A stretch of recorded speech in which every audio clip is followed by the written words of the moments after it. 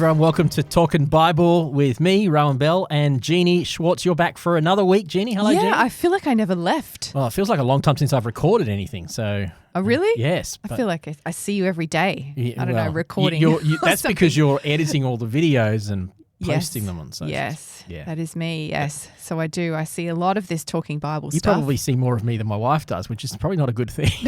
No, I don't think it is. We need to find an intern to do that editing for you, Jeannie. But I do like, though, when it freezes on an image of you and it's a funny face. There was a crazy one like that the other day. That makes me laugh. Yes. There was a few crazy ones. My face isn't really that attractive anyway. But anyway, let's move on. We're talking to this week. Well, today is Monday. We're talking about the Beatitudes. So today's Beatitude is blessed are the persecuted. One of Jesus, blessed are the persecuted. So that seems contrary, doesn't it? Yeah, I don't even know what it means. Blessed are the persecuted. So should we have a look? What do you want to do? You want to start there and I'll just read it for you. So This one is from Matthew 5. Verses 10 to 12. Blessed are those who are persecuted because of their righteousness, for the kingdom of heaven is theirs. You are blessed when they insult you and persecute you and falsely say every kind of evil against you because of me. Be glad and rejoice, because your reward is great in heaven, for that is how they persecuted the prophets who were before you. Blessed are you when people hate you, when they exclude you, insult you, and slander your name as evil because of the Son of Man. Rejoice in that day and leap for joy. Take note, your reward is great in heaven, for this is the way the ancestors used to treat the prophets. Interesting, isn't it? So it's not what you would expect him to be saying. I mean, he's really saying to them, life's going to be hard. You're going to face some persecution, but you're blessed. You're makurios. You're living the good life when you're blessed. Yeah, it makes no sense. No, it's upside down kingdom stuff, Jeannie. Yeah. Yes, it is, but it still makes no sense.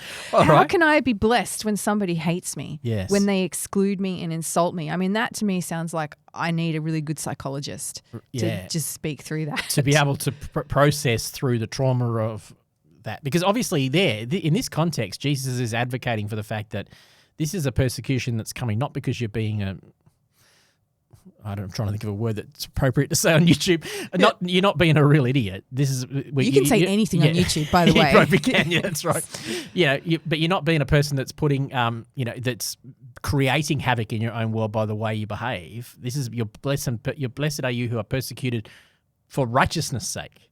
So sorry, what does righteousness mean? So this is living right. So righteousness simply means, this is probably good for us evangelicals to understand, the meaning of righteousness in the Bible doesn't just, we kind of sugarcoat it as though, we're just righteous now. That means we're somehow perfect in every way. It's more practical and more down to earth than that. It means to live in right relationship with God and right relationship with people. So to be righteous is to strive to live in right relationship. So blessed are those who are striving to live in right relationship with God and with people. Okay, how do you live in right relationship with God and how do you live in right relationship with people? Well, Jesus is advocating here that probably there's going to be plenty of people you can't do that with because you're going to be persecuted because you're trying to do that. Isn't that interesting? Oh, you're trying to live in right relationship with people yes. and you're going to receive persecution when you do.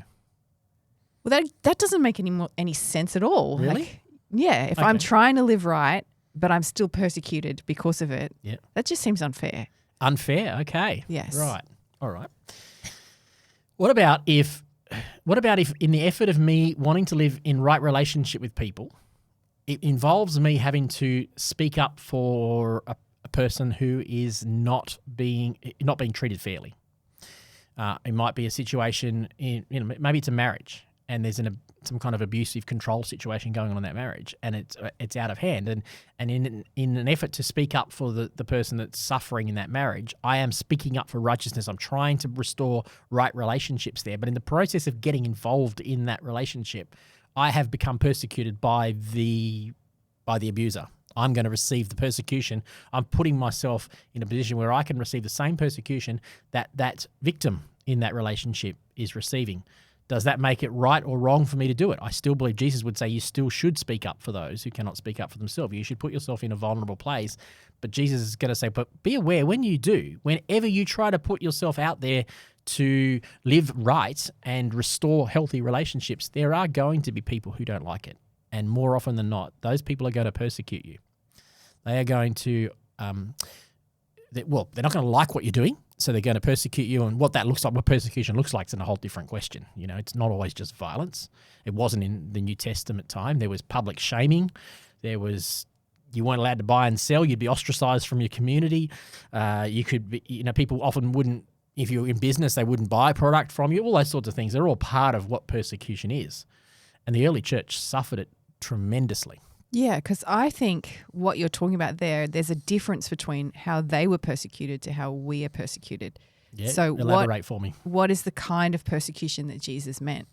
Is it that he meant, hey, you're persecuted because somebody doesn't like what you're doing and says nasty things about you? Or are you persecuted when you are strung up on a cross and killed? Yes. Okay. What about all of the above?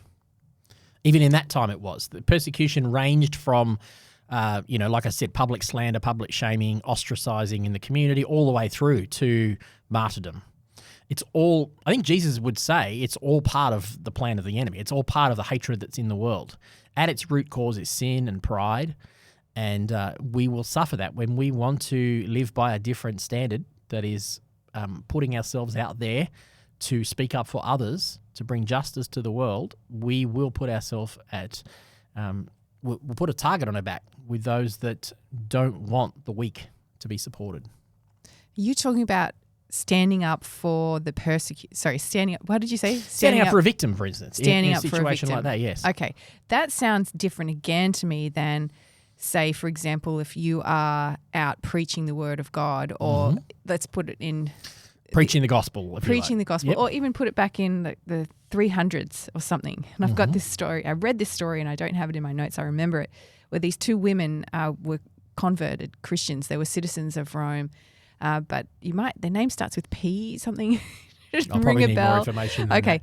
But they are thrown to the lions in the Colosseum or in the arena. And one is actually brutally killed on basically a cross as well. But they weren't trying to stand up for any victims. They were actually trying to spread the gospel. Yep. So they were standing up for Jesus. Standing up for Jesus, yeah. There's two different things. Yeah, standing up for the victim or preaching the gospel. Yeah, I don't think they're as separated as us modern people might think they are. So modern evangelicals will often say, oh yeah, you're persecuted for preaching the gospel, but there's very little talk about speaking up for the vulnerable. But I think the two go hand in hand. If you're going to, well, let's put it this way. It's possible to care for a vulnerable person and not do it from a Christian ethos. There are lots of good people in the world who do good things for others, speak up for others, but may not be doing it from a Christian ethos, maybe from another religious perspective or maybe from another worldview. However, the flip side is that I believe it's impossible to speak up for Jesus and not speak up for others. And that's what these early Christian preachers were doing. They were going around spreading the good news about Jesus. But the good news about Jesus wasn't just asking people to raise their hand and come to an altar call. It was spreading life. It was spreading love. It was kindness. It was taking in the weak and the foreigner and the orphan and making them part of the community and loving them. The two go hand in hand. You can't separate them out. The early church didn't separate them out, and I think we have made a mistake by doing so. So whether we're persecuted for sticking up for Jesus or for sticking up for the things that Jesus sticks up for, it's the same thing. It's the same root cause that's bringing that persecution, and that is the enemy who wants to steal and kill and destroy. And so how are you blessed in that persecution? Yeah, all right. That's okay. So that's where we've talked about, I think we may have done a couple of these podcasts, and we've preached a little bit in our church on the Beatitudes this year already. The word makurios, the word that is translated blessed, means that you're living the good life, that you're already receiving something. It's already stored up for you. So Jesus, what he's saying is that he's not saying that, hey, the thing that is happening to you, the persecution, the ostracizing, the martyrdom, even at that point, it's not that that's good. It's that if you trust God, God will bring good in it. In fact, God has already brought good in it. Blessed are the persecuted for, what does it say? For righteousness' sake, for the king. What was the blessing that goes with that? What was the makurios blessing? The kingdom of heaven. The kingdom of heaven is theirs. That's what I thought it said. Yeah, the kingdom of heaven is theirs. So when you are being persecuted, whatever that looks like, for sticking up for what is right in the world and sticking up for the values of Jesus in the world and bringing those things, you are actually experiencing the kingdom. You have the kingdom on the inside of you, and you might be at war with the kingdom of darkness, because the kingdom of darkness is not liking the fact that you're bringing the kingdom of God to the earth. But Jesus is saying, but rest in that, because in the end, only one kingdom is going to prevail, and that's why you're blessed, because you're on the winning side. Okay. And that becomes hope and encouragement to keep going, not to push back. We were just talking about this off air before we started. Even in some of our YouTube videos, you might get people who are antagonistic. And, and I was just saying how we don't want to get into that whole fight back kind of thing. But a lot of Christians do. They feel defensive, so they fight back. But what that actually does in the effort to try and stand up for Jesus doesn't need that much defense. It's more about our own pride being hurt or our own faith being threatened. But if we can respond in a loving, Christ-like way to persecution, whether that's a nasty comment on a YouTube video or whether that's, something far worse than that, the goal of the Christian way is to find a way to represent Jesus well and to show kindness, graciousness. Doesn't mean you can't tell truth. You can still have truth, but have it put it through the lens of kindness, through the filter of Christ-like attitude towards the lost. What if I took this verse literally and thought to myself, oh, I need to be blessed. So I need to be persecuted. So I'm going to go out there and intentionally pick a fight to make myself persecuted so that I will be blessed. Do you think anybody ever does that? A few crazy people probably would. The problem with that mentality is it's a little bit like saying I'm giving I'm giving so I can receive a blessing. It sounds to me like your question is basically, I'm lost for words now myself. It's basically suggesting that the motive behind being persecuted is to receive a blessing. So I'm going to do this so I get something back. I think that's the problem. Is that's not the motive of any of the Beatitudes. In fact, that's not really the motive of Jesus. We shouldn't be doing things in order to get something back, because that's a cloudy line between selfishness and selflessness. The Christian upside-down kingdom is I do this because it's the right thing to do, not because I'm going to receive some blessing. Okay, I'm going to go out there and be, a pighead on the street and upset everybody and get persecuted because then I'll feel good about myself because I've received a blessing. But in the same way, I would want to be meek to be blessed. That's the way I'm asking the question. Yeah, okay. The problem is, it's not that it's totally wrong, but if the blessing, quote unquote, becomes the goal, that's back to front in life. And I actually think there are a lot of Christians who get that wrong. We do what we do because we think that there's some kind of heavenly reward.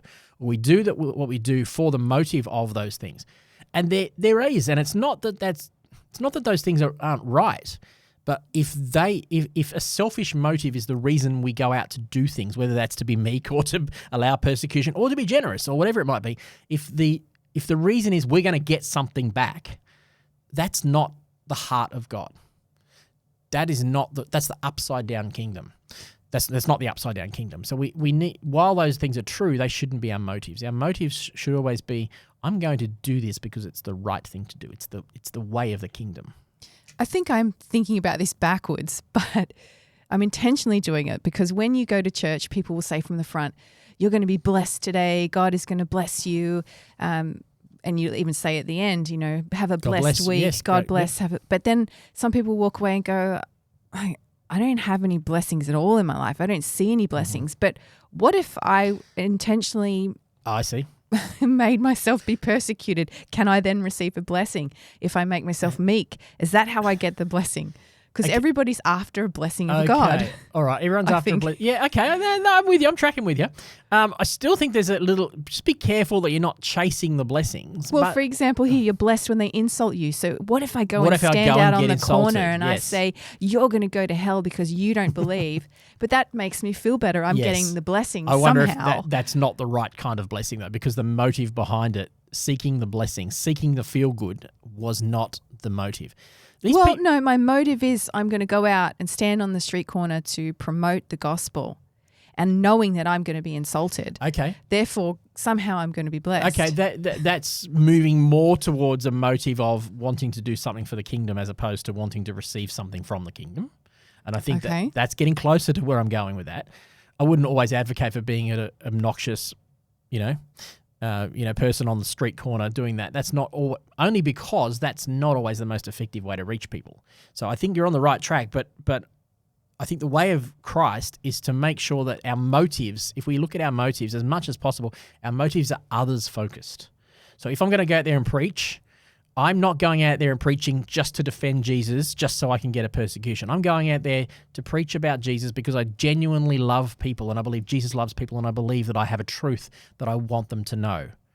Now that might advocate for a person who wants to stand on their soapbox. It's not my style, but it might be that person might do that with that motive in mind. And I think they could receive some kind of blessing from God. They could receive something from God because their motive was others focused. And I think that's got to be the main key all the way through. Okay, I see what you're saying, but yeah. I'm also going to throw in there that if I am this street preacher or I'm posting stuff on Instagram, I think I will feel validated when people persecute me. Yes. Because of this verse. Yeah. If I'm not being persecuted, yeah. Am I doing anything right? Yeah. See, I get so confused with this this verse. Maybe, it doesn't make any sense. Okay, so let's bring it back to who is Jesus talking to? He's talking to a bunch of peasants, people who are living a subsistence life, who really don't have any blessings. Can you define peasants? Well, these people were living on or basically just on or just below the poverty line, really, that subsistence life. They basically had enough. Most of these people would have had enough money to get by, but they had to work long hours and they had to work day to day. These weren't people who had a lot of wealth in there. So he's saying this on the mountain with all the people around. With all the people around. Wouldn't there be rich scribes or something? There are a few, but that's not. But generally, the people Jesus is talking to on the Sermon on the Mount are the Galileans, who are lower class people, eking out a living, getting by. People who you wouldn't think will live in the blessed life. Just down the road, 5-6 kilometers down the road, is the city of Tiberias, from where Jesus is, and the people in there are living the blessed life. They're the wealthy aristocrats, and you would see that the people on the mountain would be thinking, what do you mean we're blessed? They're the blessed ones. They're the ones that have got everything, Jesus, not us. We're barely getting by. And it's interesting that Jesus is speaking to those people and saying, actually, you're the ones with the true blessing. If you live these ways, this is the real blessing. Not all the money in the bank account of, the guy down the road in Tiberias, but you who are living a life that is meek, that cares for the poor, that is persecuted for sticking up for right, what is right in the world, what is righteousness' sake. Blessed are you when you share my love, those sorts of things. That is actually the real blessing, not the money in the bank account. So it was an upending, upside down kind of worldview that Jesus was trying to put to them. Not that they could earn the blessing, but the presumption was he's actually talking to a people who don't feel like they're blessed and saying, in my kingdom, you're the ones who are already blessed, not those ones down the road. So he was trying to reverse their mind, not to get them to go out there and say, oh, how do I get a blessing? He's actually saying you're already blessed. He's talking to a people who don't think they are and showing them that they're actually living the blessed life. Encouraging people to look for the good in their moment, the peace in their moment. Yeah, I think so. Okay, the love in their world. Yeah. And to help them to realize that they're not as badly off as perhaps they think they are in the eyes of the world. Because the eyes of the world says, well, you don't have anything. You're under Roman occupation. You don't have anything of yourself. You don't really have anything of value. You're not blessed. And Jesus is saying, that's not how blessing works in my kingdom. It's actually upside down. When you're trying to do the right thing and the wealthy, the rich, the aristocrats, the abusive people in the world are having a go at you, you're already blessed. Trust in that blessing. All right. Okay. I'm going to keep thinking through what you're saying there. I just have one further question on this. It's actually probably a loaded question. Go ahead. See how you answer it in one sentence. Okay. So how does this verse or these verses fit in with the prosperity teaching? Yes. Okay. It is a loaded question. Because churches are big on that, particularly in the States. You come, your God is going to bless you. God's going to give you everything. Well, that's you're faith-filled when you have more money. It's going to come. Your best days ahead of you. Yeah, all that sort of stuff, yep. I think that's part of the problem, to be honest, is that unless the message is transferable in all cultures throughout time, then it's probably not a full gospel message. That's not to say that there isn't aspects in the scriptures that indicate that financial wealth can be a blessing. It's not that it's not there. However, it's not that financial wealth is the only sign of blessing, and that if a person doesn't have, then they're not blessed, and if they do have, they are blessed. I believe a person can be blessed without, and a person can be blessed with. And it's obviously probably got more to do with what you do with that. If you're coming to church and the message is, hey, you can live your best life and get wealthy and all that sort of stuff, it's back to motive again. It's turned Jesus into a vending machine where we just, we pay our duty, put our coins in the machine, and Jesus just spits out a good life for us. But isn't that what people preach by? Oh, yeah. If you give your tithes, you will be blessed. God's storehouse is bigger, so the more you give, the more you get. That's where it swings over too far into the selfish mentality. It's not that there isn't a principle in the kingdom of God, the principle of sowing and reaping. So let me just pick on this one for a minute. Let's say that there is a principle that if you sow, you're going to reap a harvest. But if I'm sowing my tithes or my giving or my generosity, I'm sowing it in with the sole intention of getting back more for me, then I am not sowing with a kingdom heart. The principle may still work. You could even argue it's a principle, the principle of sowing and reaping God has put into the world. So generally speaking, it's in Proverbs, generally speaking, the one who gives gets more and the one who holds loses. It's a general principle of life that's into the world. The world of the generous gets bigger and bigger. That. Right. Yep. So it could even hold, but I could still be living by that principle but still have a selfish motive. So the only reason I gave is really to get more for myself.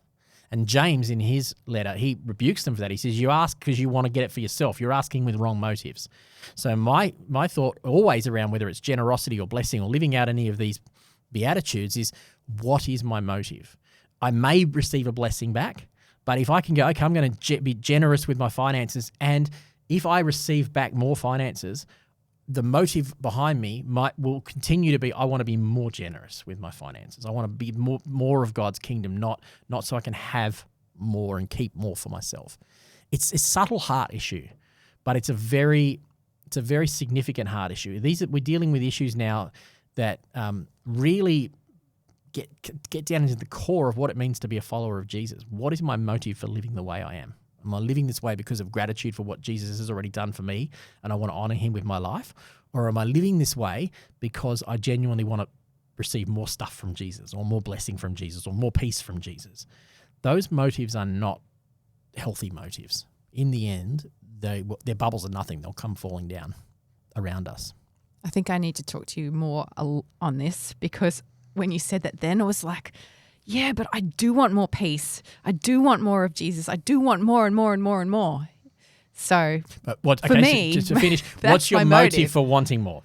So if your motive for wanting more is so you can be happier or just more about you, that's where it's subtle. But if it's, I want more of Jesus so that I can be more like Jesus to the world around me, to others, I can represent him, I can live for him more, that's reflecting it back onto him rather than you being the source of the blessing. The way I've heard it described is, are we a conduit or not? If we're a conduit of God's blessing, God will pour into us, provided our attitude is we want to pour out what God has given into us. If we want to hold it for ourselves, that is where it's dangerous. It's a subtle difference. I can't actually tell from an outside whether or not someone's motive is that way or not. And to be honest, we're all going to have problems with it. We're all going to have moments. We've got broken hearts. We're all going to have moments where we're selfish. But part of the Christian maturity life is getting to that point where everything I have is given from God, and I steward everything I have, Lord. I just want to be faithful with what you've given me. By your grace, you let me to spend some on myself. You let me live some on myself. I want to be faithful with that, but I also want to honor you with my time and my talent and my treasure. I can say at this point, you mentioned happier. I do want to be happier. My motive is because if God makes me happier, then I can be happier to those people there you go. Around yes, me. absolutely. So that's particularly my kids. Particularly your kids. So if you're more at peace, you'll be a better mother. Yeah? Yes. Okay, so that's a good example of what I'm talking about. It's not that the blessings that we receive stop with us. If our attitude is, I need to be better or more like Christ, because that will actually help me to reflect his life to others, then you've done that thing of turning it outward rather than just inward. That's the goal, I think, of the Christian life, is to be others focused. Okay. All right. So I will rethink this entire verse. We went way off persecution there, but yeah.